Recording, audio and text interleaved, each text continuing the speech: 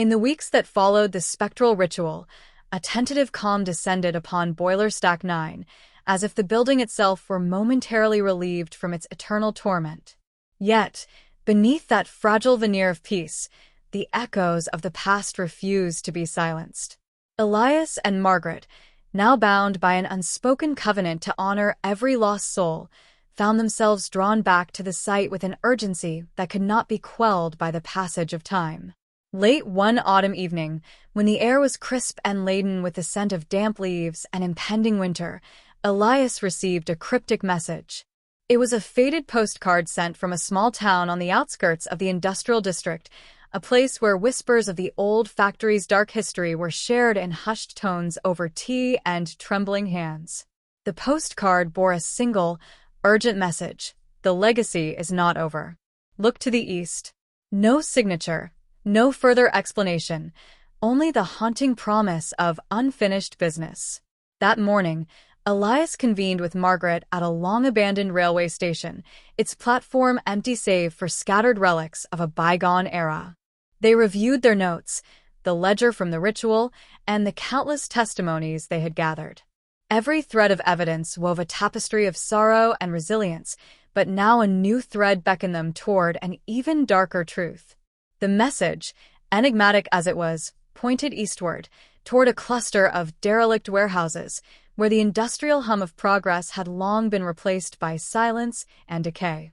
Together, they embarked on a journey through winding backroads and forgotten corridors of urban life, guided by the dim light of dusk and the persistent lure of unanswered questions. The eastward path led them into a district that seemed untouched by time, a place where the remnants of old factories stood in quiet defiance against the relentless march of modernity.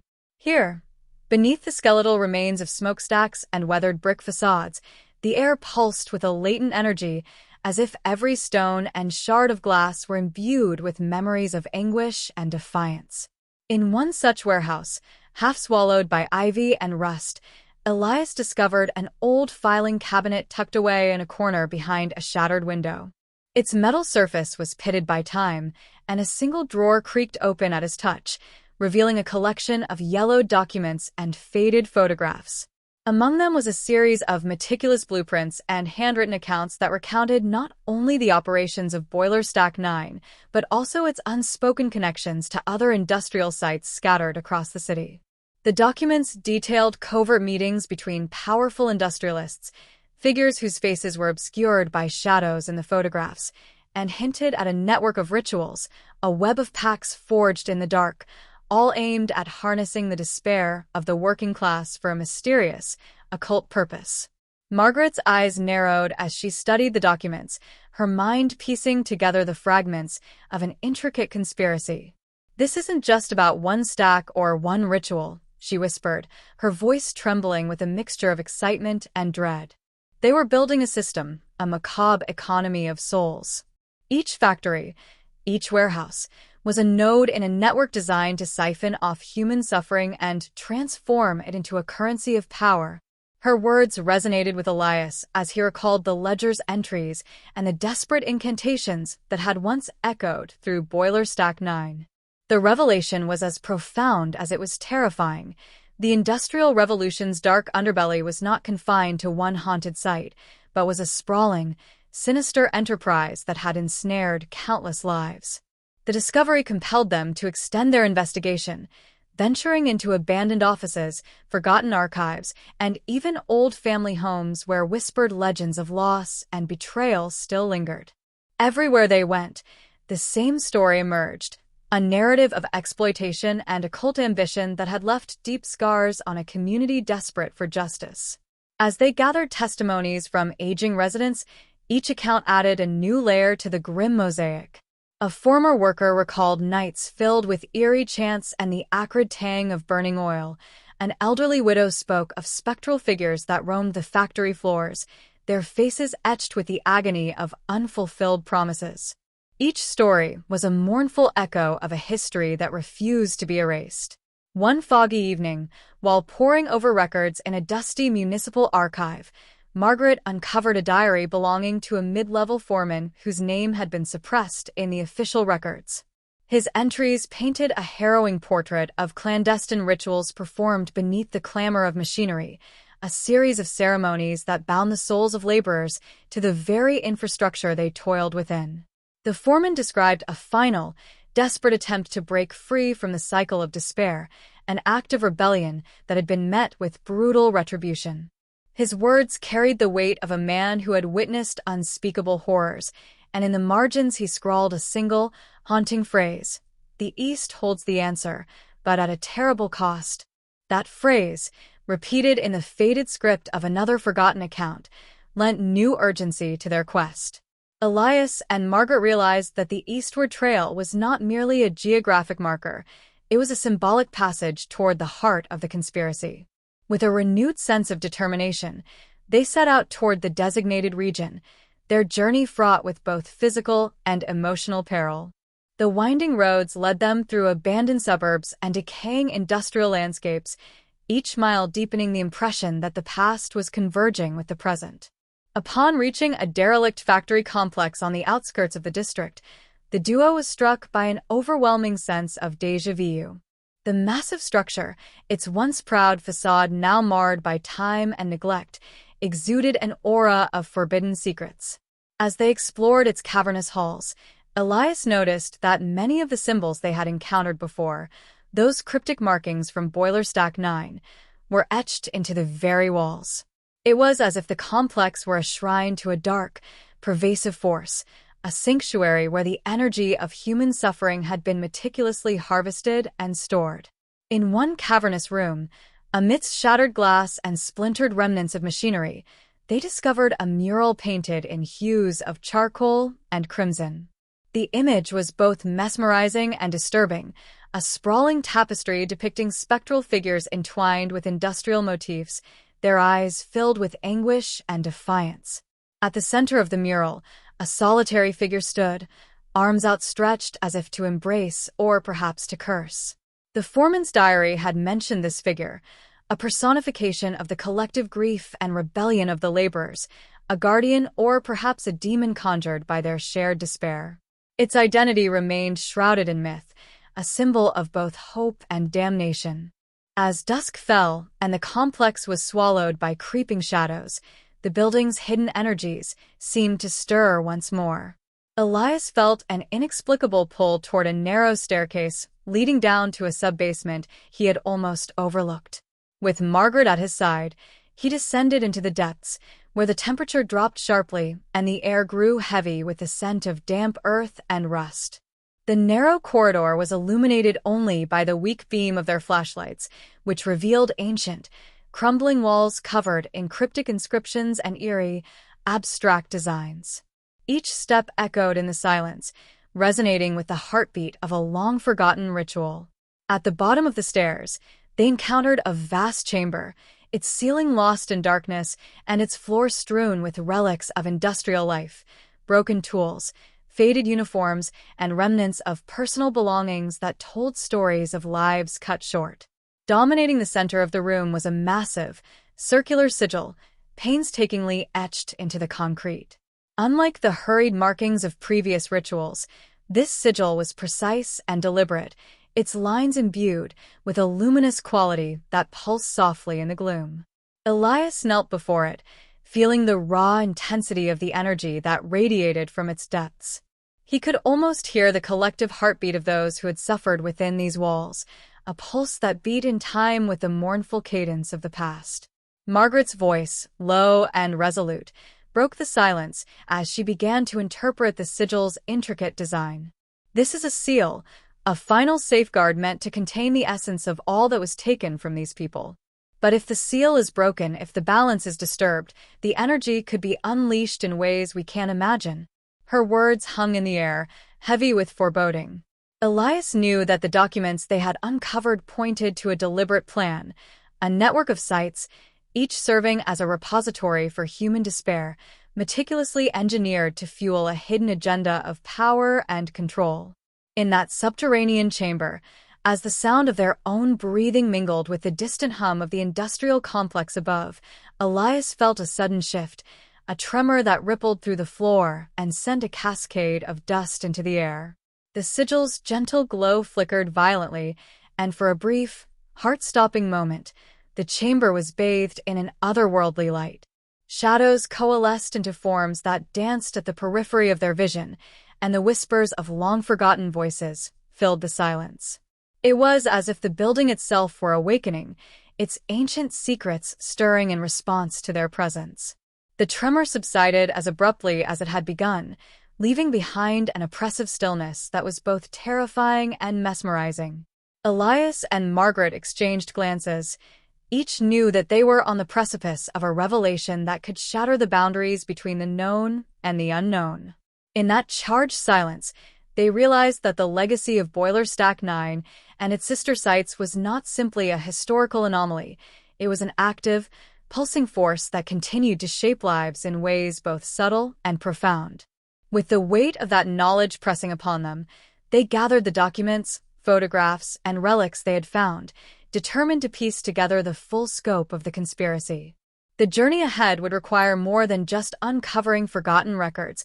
It would demand that they confront the very source of the occult energy that had been harnessed from the suffering of countless souls.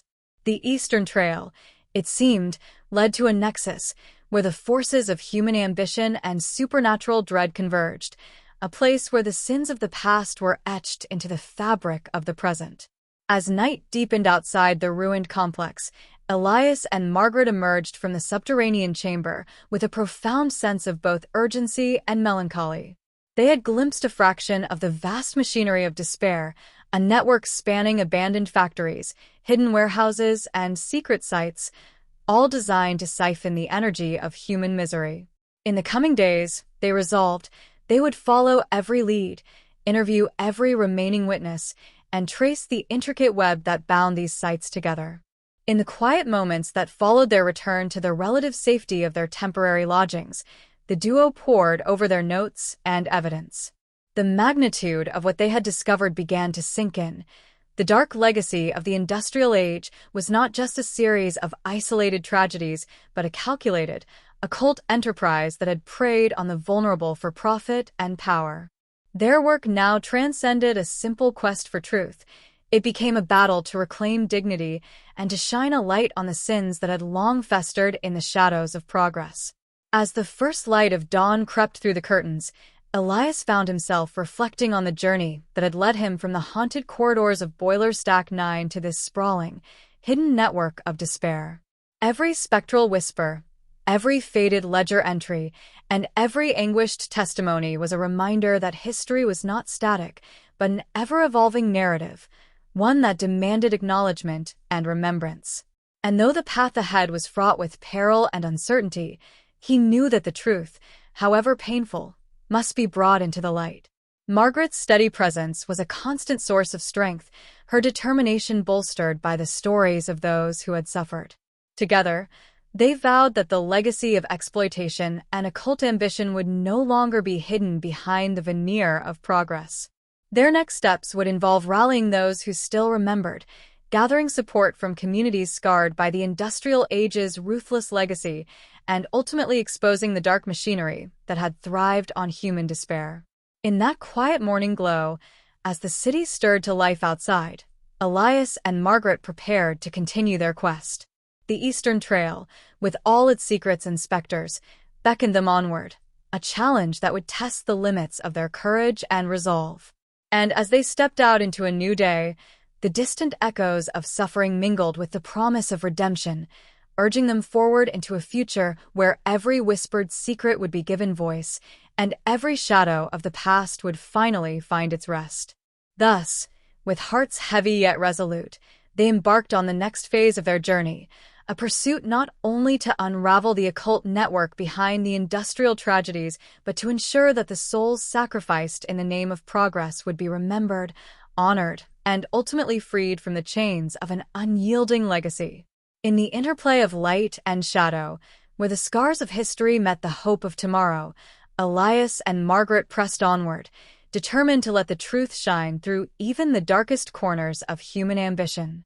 As the eastern horizon glowed with the first rays of a new day, their footsteps echoed on worn pavement, a steady cadence marking the beginning of a reckoning that promised both revelation and, perhaps, the long-awaited redemption of a people long forgotten. The drive east had been long and shrouded in uncertainty. Elias and Margaret, armed with the weight of their discoveries and a newfound resolve, journeyed into the heart of an industrial district that time seemed to have forgotten. The roads were overgrown with weeds, cracked with the passage of innumerable years, and lined with towering relics of factories whose silhouettes were etched against a bleak, iron-gray sky. As they crossed the threshold into this forlorn territory, the atmosphere shifted. Here, the air pulsed with an ancient, almost palpable energy, a reminder that the tragedies of the past still reverberated in every desolate building and rusted scaffold. Their destination was a sprawling complex known among the locals as the Nexus, a cluster of dilapidated warehouses and abandoned factories rumored to be the central node in a vast network of occult pacts. The rumors spoke of ritualistic gatherings and inexplicable phenomena, of an undercurrent of sorrow so profound that it had taken physical form. As the duo neared the complex, the setting sun cast long shadows that merged with the deepening gloom. The once bustling center of industry now lay silent and foreboding, a mausoleum for the forsaken. Elias's heart pounded with an anticipatory dread as he led the way through the rusted iron gates, their creak echoing like the keening of lost souls. The ground was littered with debris, discarded machinery, shattered glass, and remnants of the lives that had once animated these halls. Margaret's steady presence at his side was both an anchor and a beacon. Together, they pressed forward, each step drawing them into a realm where the boundary between the material and the spectral had grown perilously thin. Inside the labyrinthine corridors of the Nexus, the duo discovered a haunting silence. The air was thick with dust and the bitter tang of decay, as though every breath drawn here carried with it the residue of countless unspoken tragedies. Elias's flashlight beam trembled across walls adorned with peeling paint and graffiti that morphed into cryptic symbols under the weak light. The symbols, much like those they had seen in Boiler Stack 9 and the derelict warehouse earlier, seemed to pulse with an uncanny life of their own. Margaret paused frequently, her fingers tracing the grooves in the concrete as she muttered translations of the archaic inscriptions, a language of grief and defiance that only the most tormented hearts could fathom. At the complex's center lay an expansive atrium, its dome-like ceiling collapsed in parts yet still imposing in its sheer scale. In the center of the atrium, half buried under debris and twisted metal, was a towering obelisk. It was carved with the same intricate symbols Elias and Margaret had encountered before, a cryptic script that hinted at rituals designed to channel and control human despair. The obelisk stood as both a monument and a warning, its dark surface absorbing what little light remained. It beckoned them closer, promising answers even as it exuded a chilling aura of malevolence. The air around the obelisk seemed to vibrate with a low, incessant hum, as if the structure itself were alive and aware of their intrusion. Elias stepped forward, drawn by the irresistible pull of its hidden history, and as he neared, he noticed that the carvings depicted scenes of ritual sacrifice, of pleading faces and outstretched hands. In the dim glow of his flashlight, each detail came alive. The anguish of each etched figure resonated with the weight of collective sorrow. He ran his hand along the cold, rough surface, feeling an almost imperceptible pulse beneath his fingertips. Margaret, meanwhile, had discovered a narrow, crumbling stairwell leading downward from the atrium. "This must be where the true heart of the Nexus lies," she whispered, her voice barely audible over the low hum of the obelisk. With a determined nod from Elias, they descended into the bowels of the complex, leaving behind the oppressive expanse of the atrium for a subterranean realm where darkness reigned supreme. The stairwell wound downward into a cavernous space that appeared to be an ancient archive of the occult workings behind the Nexus. The walls were lined with shelves that held crumbling ledgers, faded photographs, and brittle documents, fragments of a history that had been meticulously hidden from public view. In one particularly shadowed corner, Elias uncovered a thick, leather-bound tome, its cover embossed with the very symbols that had haunted them thus far. With careful hands, he opened the book, revealing pages filled with accounts of clandestine rituals, detailed records of human sacrifice, and diagrams that outline the elaborate network designed to harvest and redirect despair. Each page was a confession, an indictment of the greed and cruelty that had driven those in power to exploit the suffering of countless souls. As Elias read aloud the archaic passages, his voice echoed through the cavern, stirring the stagnant air. The text detailed how each site, Boiler Stack 9, the derelict warehouse, and now the Nexus, had been deliberately chosen and prepared as a focal point for an esoteric energy. This energy, born from the anguish and torment of workers pushed to the brink of despair, was harnessed to fuel a perverse form of industrial alchemy.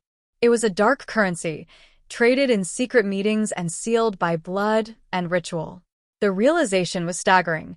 The modern world's advancements and its towering monuments of progress were built atop a foundation of occult exploitation and spectral suffering. The deeper they delved, the more the oppressive atmosphere seemed to close in around them. A sudden chill swept through the archive, and Margaret's eyes widened as she noticed that the pages of the tome were beginning to shimmer with an otherworldly luminescence. A soft, almost imperceptible whisper echoed through the room, as if the very words of the tome were coming to life. Elias's heart hammered in his chest as he sensed that the energy contained within these pages was stirring, awakening forces that had lain dormant for decades. A series of abrupt knocks and distant thuds echoed through the cavern, breaking the tense silence. Margaret moved to the edge of the archive, peering into the dim corridor beyond.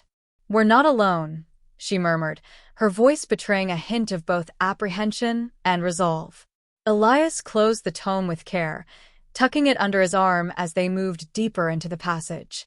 Their flashlights now flickered wildly, as if disturbed by unseen presences that darted just beyond the edge of the light. Every step was measured, every sound amplified by the cavernous emptiness that surrounded them. As they progressed, the corridor opened into a small antechamber.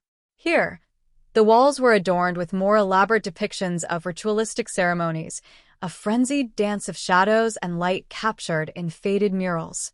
In the center of the chamber lay a stone pedestal, upon which rested a set of tarnished ceremonial objects, a bowl filled with a viscous, dark substance, a set of rusted tools that resembled both industrial implements and sacrificial instruments, and a pair of delicate, intricately designed keys that glinted faintly in the low light. The arrangement was unmistakable, a shrine dedicated to the unholy confluence of industrial might and supernatural power. Elias's eyes locked on the ceremonial bowl. He recalled the ledger entries and the fragmented diary notes, hinting that the key to breaking the dark pact lay in performing a counter-ritual, one that would reverse the flow of the malevolent energy and liberate the imprisoned souls. But such an act came with peril. To tamper with these forces was to risk unleashing a chaos that might be impossible to contain. Margaret, sensing the gravity of the moment, stepped forward and examined the keys. These might be the instruments to unlock the final chamber of the ritual, she speculated, her voice a mixture of hope and dread. If we can decode their purpose, we may find a way to disrupt the dark network at its source. In the silence that followed, the antechamber seemed to pulse with a hidden rhythm, a heartbeat that resonated with the suffering and despair of the countless lives that had contributed to this unholy amalgamation. Shadows lengthened and contracted along the walls, and the soft whispers of the past grew louder, as if the ghosts of the exploited were urging them to act. Elias felt a deep, unyielding pull toward the pedestal, as if the very object was a magnet for the sorrow of the ages. After a long moment of contemplation, Elias carefully placed one of the keys into a small, inconspicuous indentation on the pedestal. The key slid in with a resonant click that echoed through the chamber, and suddenly, the room shuddered.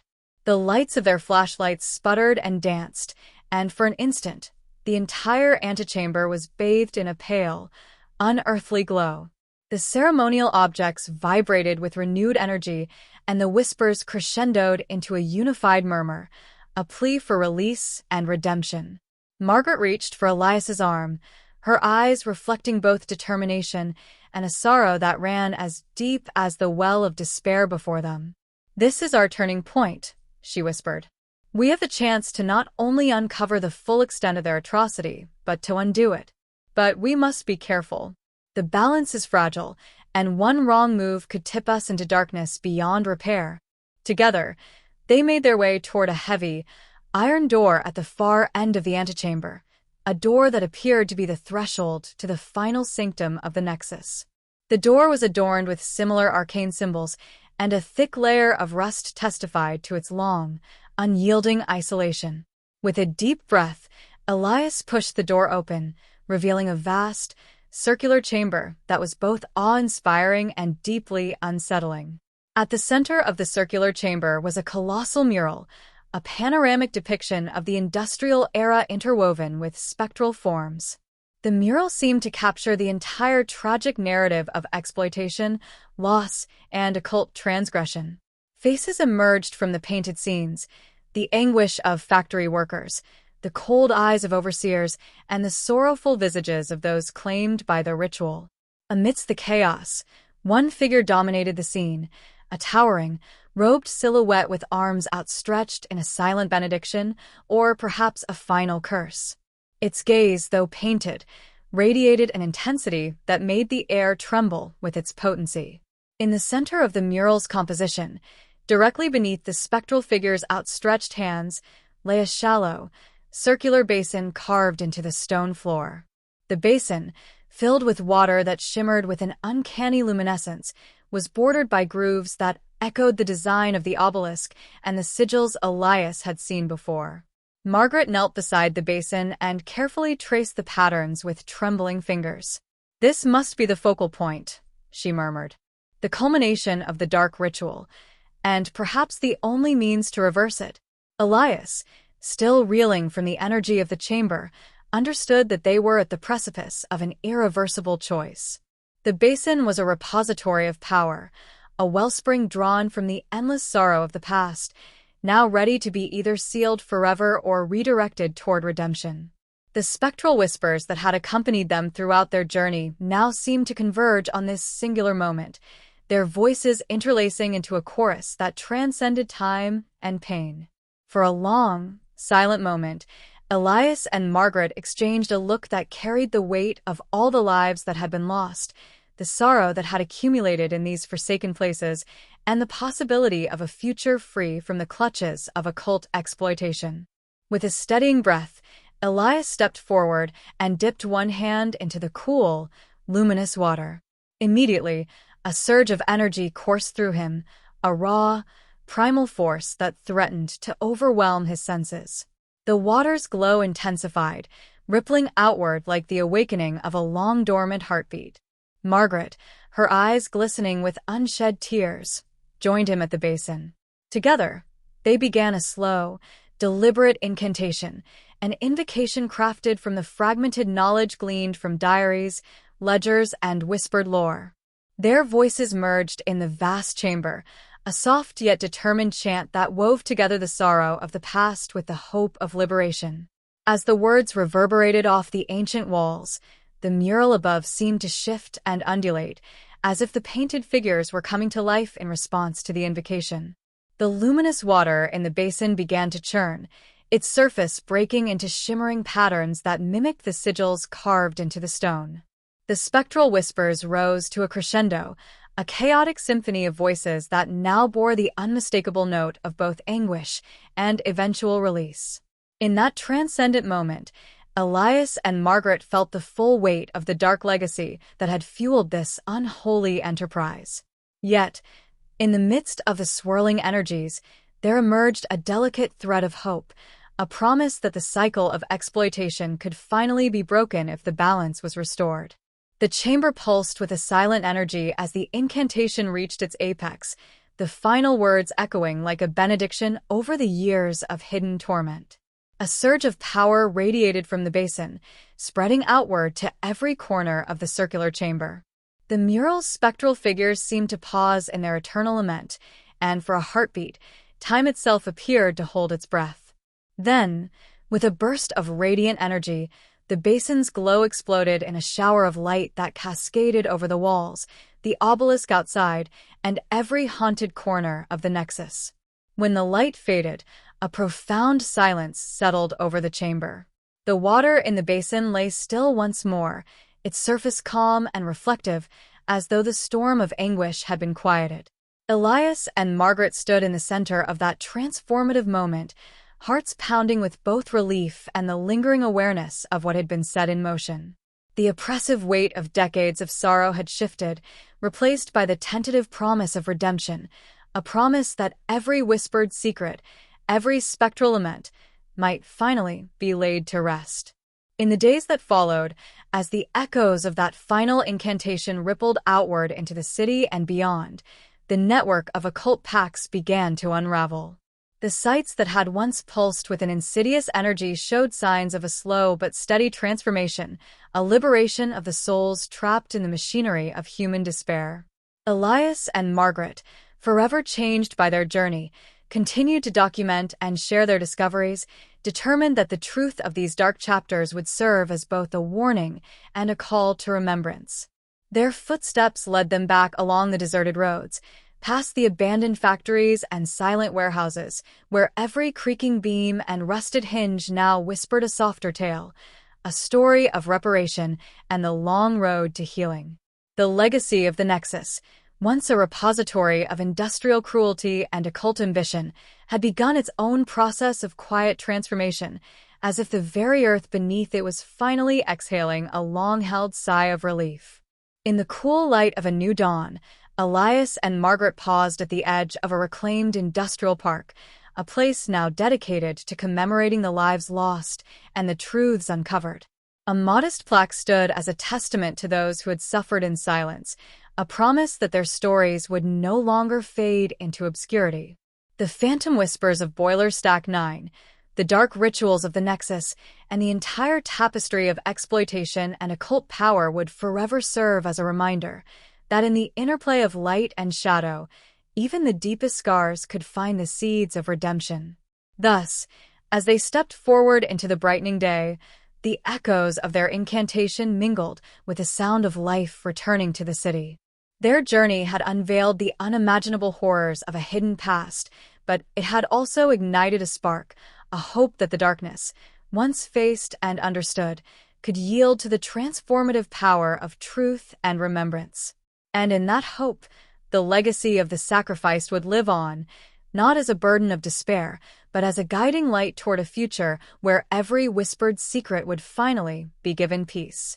In that moment, on the threshold of renewal, Elias and Margaret knew that their work was far from over. The path ahead would be fraught with challenges and the persistent shadows of a history too deep to be erased.